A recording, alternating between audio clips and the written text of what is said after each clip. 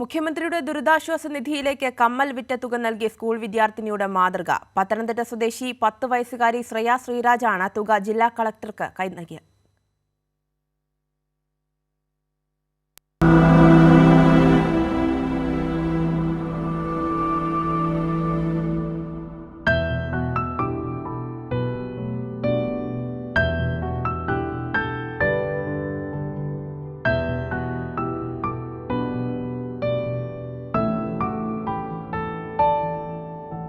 പത്ത് വയസ്സുകാരി ശ്രേയ ശ്രീരാജിന്റെ കയ്യിൽ മുറുക്കി പിടിച്ചിരിക്കുന്നത് തന്റെ കമ്മൽ വിറ്റ് കിട്ടിയ പണമാണ്. 2 ഗ്രാം കമ്മൽ വിറ്റപ്പോൾ 12,000 രൂപ കിട്ടി.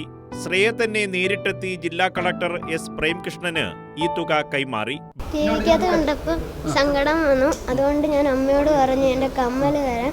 അപ്പോൾ അമ്മ അത് പൈസ എടുത്ത് എന്നിട്ട് സുരേഷ് മാമനോട് പറയും. സുരേഷ് മാമൻ കളക്ടറേറ്റിൽ കൊണ്ടുപോകും.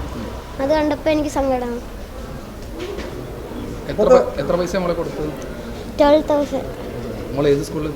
അമൃത വിദ്യാലയം. ദുരന്തകാലത്തും കേരളം അതിജീവിക്കുമെന്ന കരുതലാണ് ശ്രേയയെ പോലെയുള്ള കുരുന്നുകൾ. മുഖ്യമന്ത്രിയുടെ ദുരിതാശ്വാസ നിധിയിലേക്ക് പണം നൽകരുതെന്ന് സോഷ്യൽ മീഡിയയിൽ പ്രചരിപ്പിക്കുന്നവർക്കുള്ള മറുപടി കൂടിയാണ് ശ്രേയയെ പോലുള്ളവർ. കൈരളി ന്യൂസ്, തിരുവനന്തപുരം.